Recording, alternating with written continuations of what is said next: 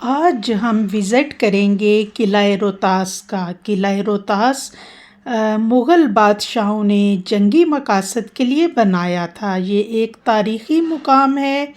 قلعہ روہتاس جہلم اور دینا کے بیچ میں واقع ہے۔ یہ ایک تاریخی شاہکار ہے۔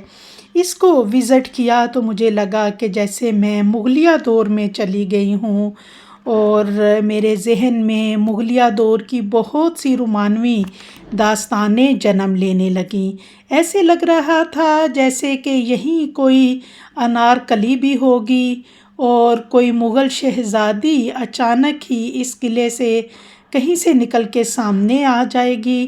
اور اس کے علاوہ یہاں پھانسی گھاٹ بھی ہے، جس کو دیکھ کے کئی سوالات ذہن میں آئے۔